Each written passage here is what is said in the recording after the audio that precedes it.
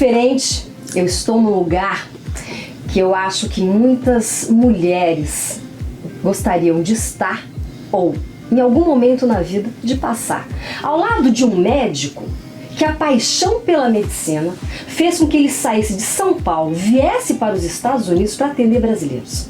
Mas essa história, ela tem alguns nuances que a gente vai contar aqui, porque comigo hoje, Dr. Vladimir, são 30... Quantos anos, doutor Vladimir? 32 anos já de Estados Unidos? Mais 38 anos. 38 anos. E foi a sua paixão pela medicina e foi a sua paixão que te trouxe para cá para poder atender brasileiras. Para Miami eu vim atender a população brasileira, né, que é o meu povo, né? Eu saí do Brasil quando eu tinha 14 anos mais ou menos. Meus pais me levaram para Michigan e eu fiz high school, fiz universidade, tudo lá. E durante a decorrência de 38 anos eu sempre tive na minha cabeça de descer de lá de cima para vir para Miami, que é o lugar que eu sabia onde tinha mais brasileiros, para eu estar ao meio do meu povo, né? E é o que eu fiz. E é interessante porque olhar para um menino de 14 anos de idade, pensar que esse menino é high school, Michigan, e pensando depois, já na faculdade, peraí, mas deixa eu ir para onde eu vou encontrar mais brasileiros. Eu comecei nosso bate-papo em relação à sua paixão, ao seu amor pela pessoa, pelo ser humano. A pediatria, como foi a escolha para você? A pediatria, a escolha foi uma coisa muito natural para mim. Eu comecei a estudar, a fazer medicina, né? E na verdade eu tenho muitos primos, né, no Brasil, só que eu saí de lá, eles eram todos pequenos e eu fiquei longe da minha família, então não tive interação com criança pequena por um longo tempo. Mas quando eu fiz as minhas rotações na pediatria, eu me dei conta que eu tinha uma conexão muito boa com os pais, né? Eu me comunicava muito bem com os pais e eu gostei muito de brincar com as crianças, entende? Daí eu falei, isso aqui é pra mim, né? Eu decidi, vou fazer pediatria porque eu gosto disso, eu gosto disso. E o dom também, né? Esse amor, esse carinho, porque é o que eu falo, quando a gente fala a respeito de criança, pra você que é mamãe, sabe exatamente o que eu vou dizer. Uma criança pequena, um bebê, a gente nunca sabe onde dói. É aquele choro doído, mas você não sabe, eles não têm a comunicação. E quando você consegue encontrar um bom pediatra, que também não é fácil, e que venha ter esse amor pelo seu próprio filho, eu falo que é ímpar. Eu falo que ali, doutora, a gente acaba construindo uma ligação. E essa ligação, que eu costumo dizer que é importantíssima, porque o doutor Vladimir também é conhecido como médico pelo telefone, que atende muito as mamães. Eu vivo com o telefone. É isso, doutor? É minha vida, né? 20 e poucos anos já pendurado no telefone. Ou é na clínica, ou é fim de semana, ou é no meio da noite, chamadas e comunicação com os pacientes. Porque uma mãe, ela... Para o adulto, né? Não se preocupa tanto, tem um resfriado, ok, fala, eu aguento passar e acabou. Agora quando a pessoa vê a própria criança doente se sentindo mal, daí fica desesperado, fica em desespero. E daí precisa falar com alguém. E a disponibilidade do médico para poder se comunicar e tirar dúvidas e decidir o que fazer em respeito à criança é muito importante. E não pode esperar o dia seguinte necessariamente, às vezes pode ser uma coisa séria, então a mãe quer saber. Mas eu vou mais além, doutora. É você estar disposto, é você estar pronto. Eu falo que a vida que vocês têm são anjos na Terra. Para nós, mamães, são anjos na Terra. Minhas asinhas. E você tem essa coisa que eu falo que desde eu sigo o Dr. Vladimir, e olha que eu não tenho mais filho pequeno, agora eu espero os meus netos, mas eu acompanho o seu trabalho e eu vejo o carinho que você tem com essas crianças e a tranquilidade que as mães têm em dizer assim, o meu filho está sendo tratado com o Dr. Vladimir. Mas isso tudo, é isso que eu falo, é a paixão, porque tudo quando a gente faz, quando envolve a paixão, modifica, transforma. E transformar vidas é o papel de um médico, que leva da doença para a cura, da dor de cabeça da mamãe, a dizer, calma mamãe, porque o filho, eu falo, dói muito mais numa mãe ver o seu filho chorar por uma coisa que às vezes a gente nem sabe que está acontecendo, do que a própria dor física que a gente possa sentir. E quando a gente pega um pediatra que entende isso, são mais de 1000 partos, doutor? Já agora do programa Ser Mamãe em Miami, que eu criei há uns 8 anos atrás, mais de 1.600 já. Mas a de 20 e poucos anos já passou de uns 4, 5 mil. Né? E eu sim me divirto aqui com as crianças, eu tenho uma conexão muito forte com as famílias. Aqui no quarto é uma coisa bem descontraída, a gente conversa. Como surgiu o Ser Mamãe em Miami, esse programa que você criou? O programa, ele surgiu da... Na verdade, eu já atendi alguns brasileiros, né?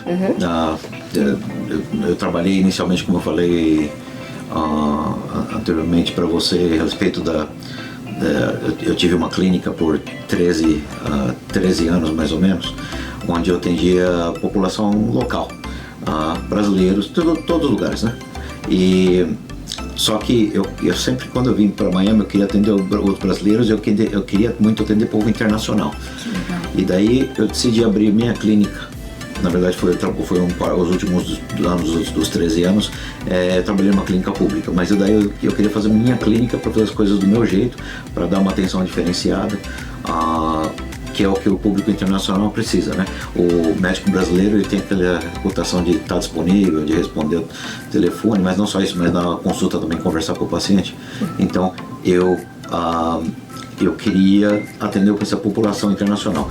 Comecei a atender essa população internacional em 2013 e logo me veio a ideia da questão das pessoas que vinham ter filhos aqui em Miami. Eu vi que havia muitos russos que tinham filhos aqui conosco, né? Já não muito mais agora, mas antes sim. E eu tenho descendência russa, eu comecei a conversar com pessoas da comunidade russa e comecei a atender esse povo, né? E daí eu pensei, olha, tem latino aqui, tem brasileiro, tem gente precisando do meu serviço, do meu apoio para quando estão vindo de fora. Não só pacientes que vêm ter bebês, mas turistas. E eu comecei a atender turistas, comecei a atender os bebês internacionais e eventualmente organizei um programa onde o paciente vindo de fora tivesse mais informação para poder tomar uma decisão de vir ter um filho aqui. E daí começou a Ser Mamãe em Miami. Foi uma coisa gradual, né? A gente foi organizando cada vez mais e a gente tem hoje já mais de 1.600 famílias. Doutor, é um programa multidisciplinar que envolve vários profissionais de outras áreas também?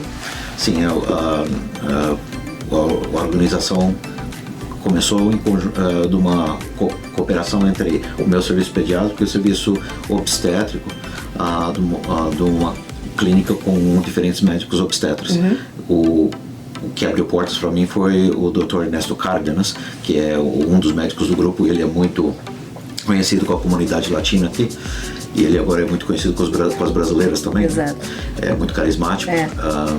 E ele abriu essa porta para que nós pudéssemos começar um programa. Claro que agora toda a organização, as ideias, tudo com o passar do tempo foram mais a minha parte, eu que fiz o acompanhamento de todo o programa até então, mas ele abriu essa porta. E nós trabalhamos em conjunto com os pacientes internacionais e também, obviamente, precisamos de um hospital, e no Mercy Hospital, que é um hospital católico aqui no sul da Flórida, com 70 anos de história já. É lá que nós atendemos os nossos pacientes quando têm os seus bebês. Agora, doutor, para quem está nos assistindo em várias partes do mundo, mas para o Brasil hoje, em rede nacional também, as mamães estão assim, mas será que é possível eu ter o meu bebê em Miami? A documentação é uma fase tão complicada para a mulher, doutor, e vocês prestam todo esse serviço, até mesmo para uma mulher que mamãe que vai ter o seu bebê, ela entra em contato com vocês, a parte de documento, a parte de exames, depois como o pós-parto, que é muito complicado para as mamães também. Tem mamãe até que acaba tendo uma depressão pós-parto, enfim, são tantas coisas que mexem com o hormônio das mulheres, que eu falo, a gente que gera um filho, são 2 pontos que a gente tem que pensar, na mamãe e no filho. Então assim, vocês dão todo esse preparo para essa mulher vir para os Estados Unidos, vir para Miami, para ter o seu filho em solo americano? Na verdade, nós como médicos, nós provemos o serviço médico aos pacientes. Okay. E é um serviço médico de qualidade. E é importante que o programa em si seja regido por médicos, porque o médico ele tem a preocupação de que o paciente esteja bem.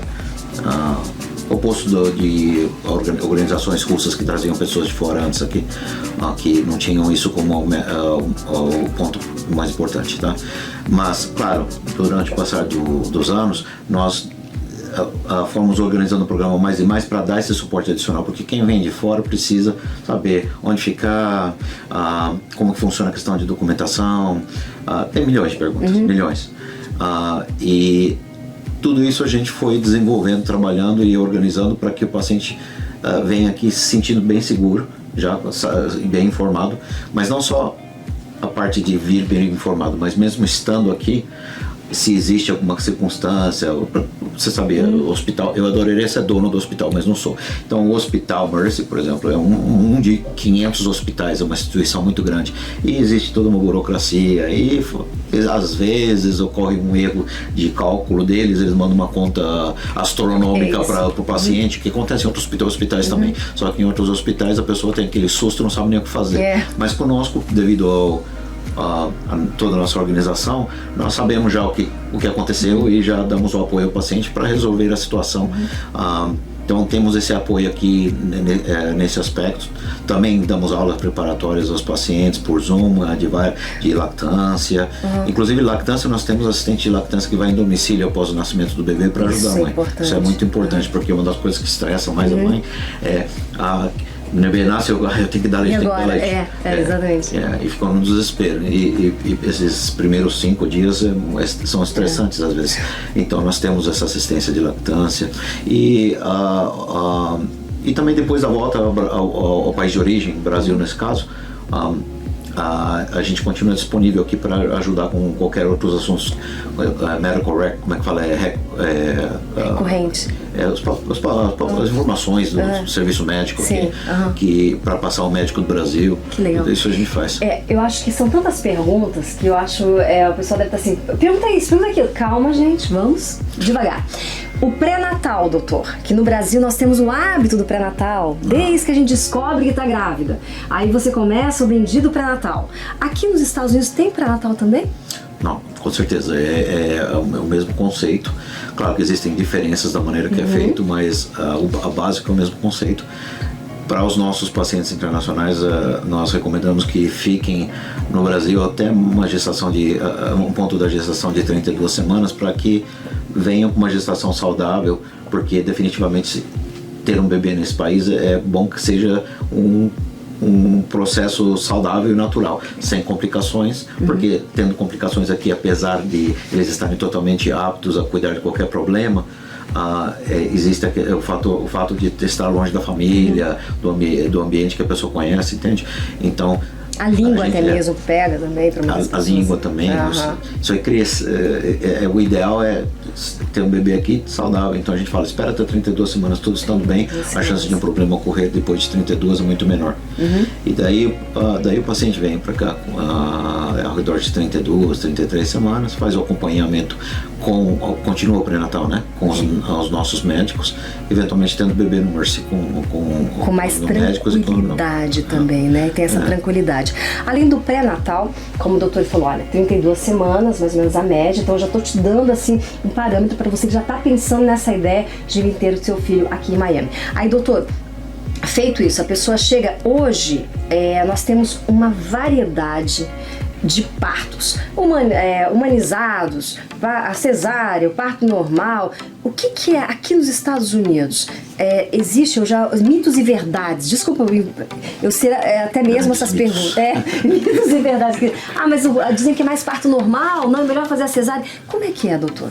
O pessoal tem, no exterior tem esse conceito dos Estados Unidos, que eles forçam a mulher a fazer trabalho de parto até o último minuto. 3 dias de trabalho de parto.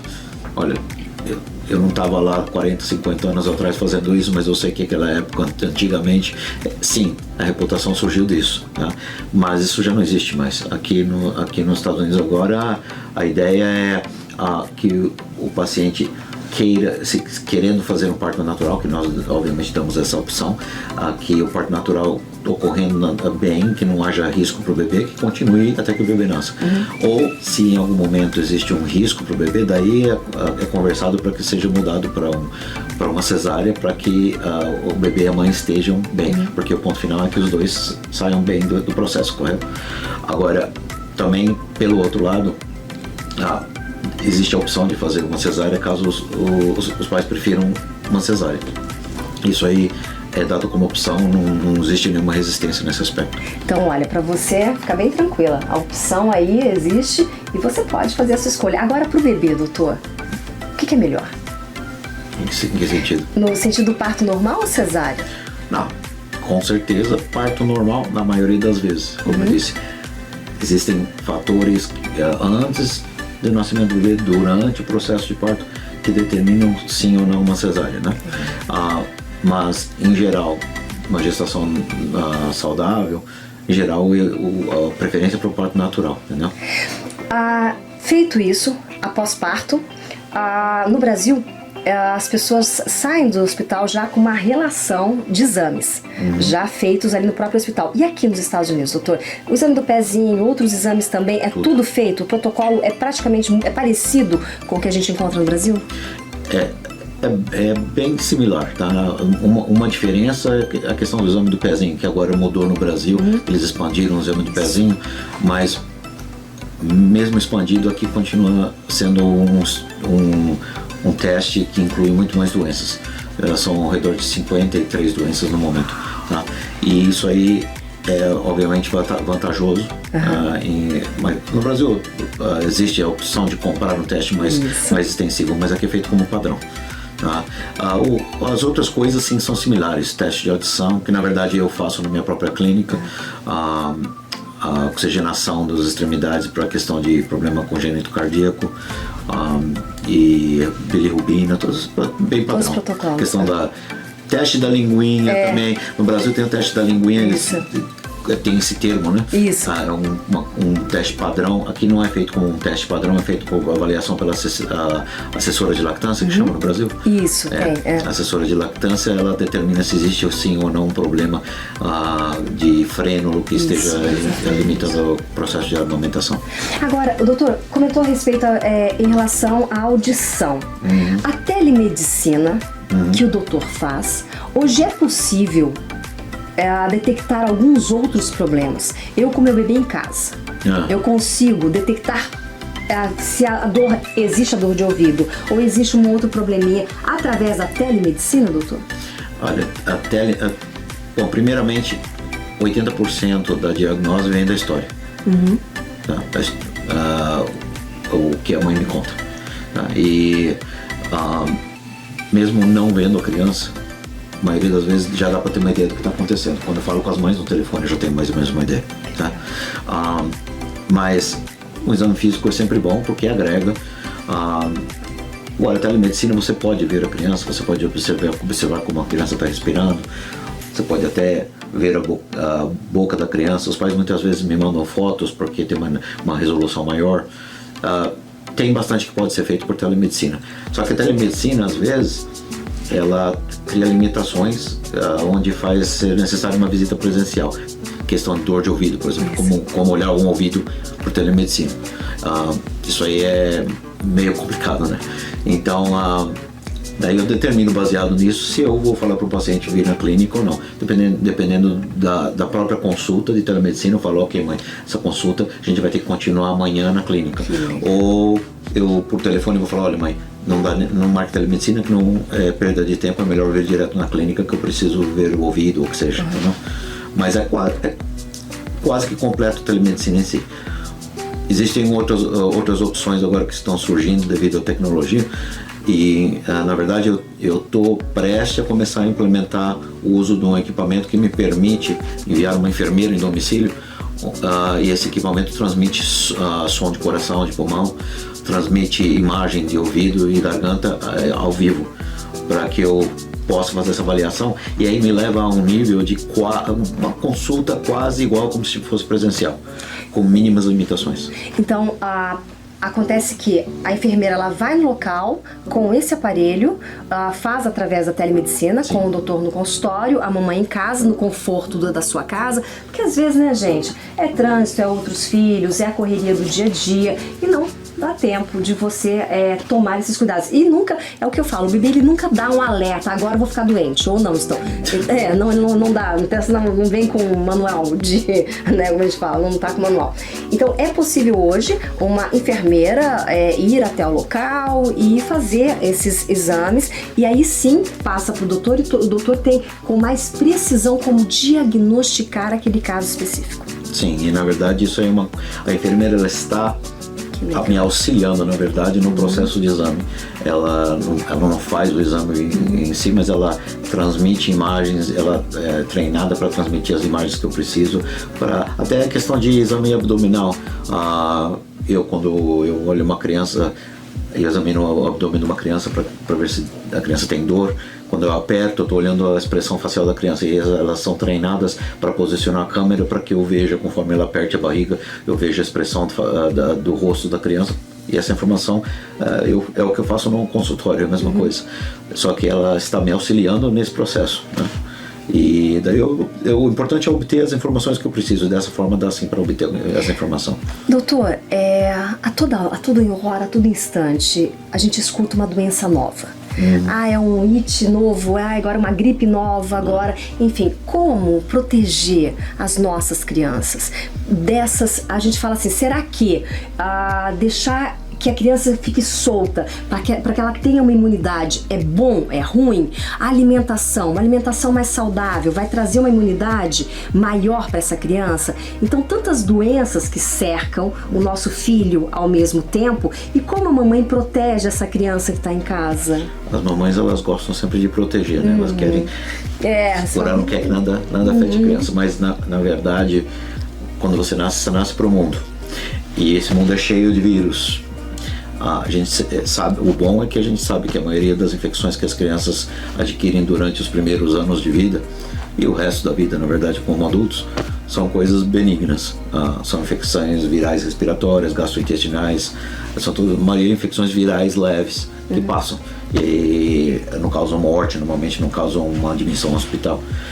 A grande maioria é assim. Isso é bom de ser pediatra também, porque você sabe que a maioria das vezes as crianças vão estar bem, né? Mas eu vejo muito das mães que elas têm esse conceito de que se a criança está pegando resfriado, de alguma forma o sistema imune da criança está deficiente. Isso não é verdade, tá? Não é verdade. Pegar um resfriado é necessário para... Você calcula uns 200 vírus diferentes que a criança tem que pegar nos primeiros 10 anos de vida. Para desenvolver os anticorpos necessários pela aquela infecção inicial, para no futuro, quando voltar a ser exposto àquele mesmo vírus, daí já reagir mais rápido. E aí é por isso que um adulto não fica tão frequente, porque o sistema imune ele tem memória, tá? Ele lembra do vírus que veio antes. Então, se você é exposto uma vez, já no futuro, quando você for exposto novamente, a doença vai ser mais leve, vai durar menos tempo. Por isso que criança fica doente mais tempo inicialmente, tem febre, o que é uma reação inicial, uma infecção, principalmente quando você tem ela pela primeira vez, o corpo reage com febre inicialmente, e os pais têm pavor de febre, né? Mas a febre é parte do processo. Agora, cabe a mim diferenciar entre aquela infecção respiratória boba, e acalmar os pais também, né? Mas cabe a mim diferenciar entre a infecção respiratória boba é uma coisa mais séria. E eu sei o que eu procurar para me ajudar a diferenciar. Claro que o próprio processo de infecção, ele me oferece informações, né? Hoje é uma coisa, amanhã é outra, por isso eu falo para os pais, olha, hoje aqui para mim a minha impressão é essa, mas vocês são os meus olhos na tua casa. Então vocês vão me passar mais informação com o passar do tempo para dizer o que está acontecendo. Mas não quer ter essas infecções virais não quer dizer que o sistema imune está fraco. A maioria das crianças que comem bem, obviamente, comer bem dentro do contexto de uma criança, né? Mas que comem uma dieta balanceada, elas vão ter os nutrientes necessários no contexto de um sistema imune normal para se proteger contra coisas simples. Né? Eu me preocupo do sistema imune quando eu vejo infecções fora do comum, uma infecção viral que está causando sintomas graves além do que é normal para aquele tipo de infecção, ou uma criança que tem infecções bacterianas recorrentes, pneumonia recorrente, infecções de ouvidos, apesar de ser muito comum em crianças em geral, uma criança que tem uma infecção do ouvido atrás da outra. Daí eu começo a pensar, será que o sistema imune tem algum problema que não está lidando bem com certas infecções? Daí eu procuro o chifre na cabeça do cavalo, entendeu? Que graça. Mas caso contrário, não. Agora, ter uma alimentação balanceada, a criança fazer atividades físicas é fundamental. A exposição ao sol, aquele solzinho da manhã, faz bem também, doutor? Olha, hoje em dia a gente tem fugido um pouco da questão do sol, né? Porque a gente sabe que o sol, por mais que tenha aquela questão da vitamina D, o sol, ele... ao longo do tempo ele faz dano à pele, né? Isso. Pra você ver o dano que já fez. Faz mal à pele, causa câncer, causa envelhecimento. Um pouquinho de solzinho, só bem pouquinho. O solzinho, eu uso sol, um pouquinho de sol para bebê recém-nascido quando tem a icterícia, que é uma maneira de você diminuir o nível da cor amarelada que a criança fica, né? Mas com o propósito de dar vitamina D à criança, porque a criança tem a vitamina D, não. Isso não é necessário. A criança pode ter suplemento na dieta, é o que a gente faz hoje em dia. Tá? Não tem necessidade da criança exposta ao sol por essa razão. Eu uso o sol para icterícia, mas mais nada. Qual é a dica que o senhor dá para quem está nos assistindo agora e tá gestante, tá esperando seu bebê, seu primeiro bebê, ou seu quarto ou quinto filho, enfim, porque eu falo que filhos são todos diferentes, né? Cada um tem um jeito diferente. Qual é a dica que você dá? Olha, eu vou falar uma dica muito boa. Dica 1. Pai e mãe, gestantes, como se conversem pelo que está por vir. Peguem classes para aprender a ser pai e mãe. Porque não é fácil, a pessoa muitas vezes, quando nasce o bebê, eles começam a espelhar no que eles veem como pai e mãe, no que eles aprenderam dos próprios pais. Então, aprendam antecipadamente qual a melhor maneira de lidar com uma criança em diferentes etapas da sua vida, para não fazer erros. E também muito importante, relacionado à questão de como ser pai e mãe, de ter uma frente unida. A frente unida mostra um absoluto à criança do que é certo e do que é errado.